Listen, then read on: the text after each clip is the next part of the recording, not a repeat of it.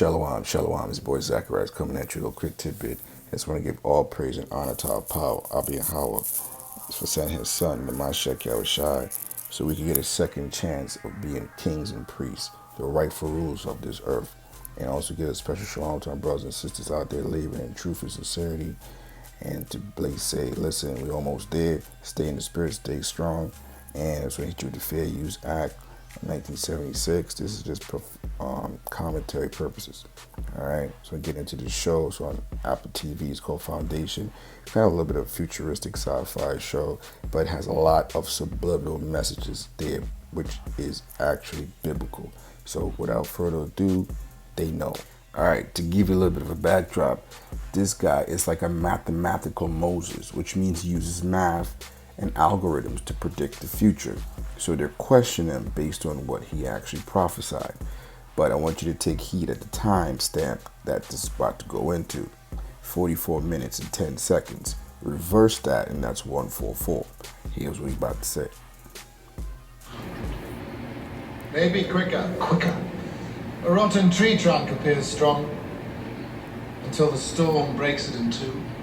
Consider recent events in the outer reach. We're not here to consider any other... At last! The Empire will fall. Order will vanish. Interstellar wars will be endless.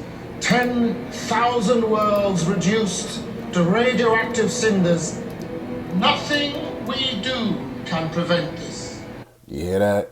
Nothing they do could prevent what's coming. Now, obviously, this is a fictional story happening in space, but this is mirroring what's about to happen here on Earth.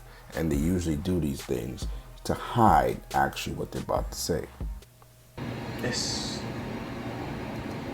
period of barbarism, how long do you claim it will last? 30,000 years, Advocate. I submit to the court that Dr. Selden's predictions are actually intended to destroy public confidence. I'm not a revolutionary. Well then, what are you?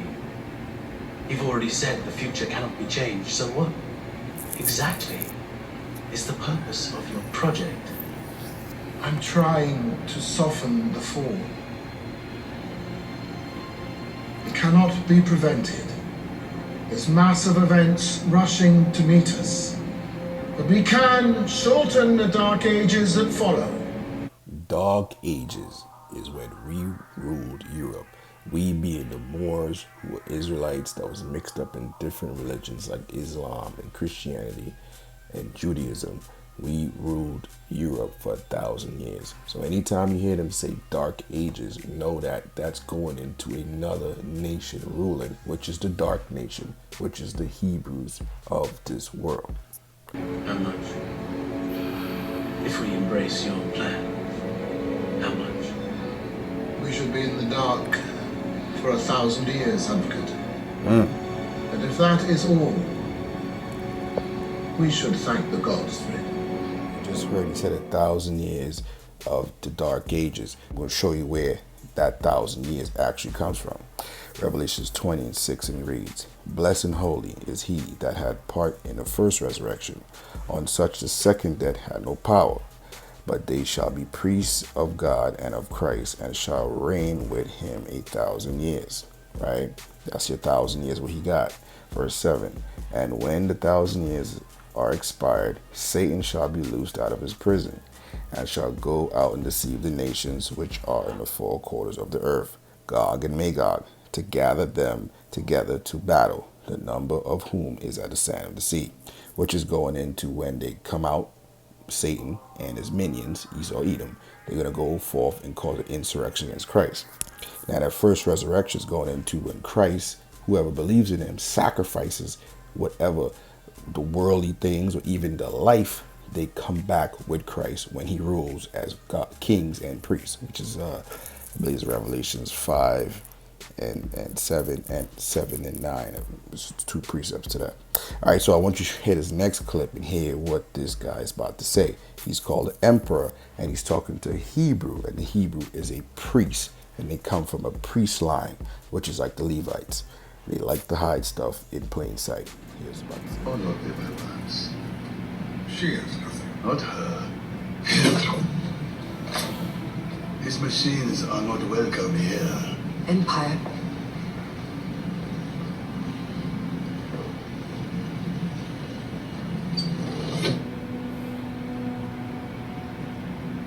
He who shrouds himself from man's touch shrouds himself from God. And so now am I touched by God?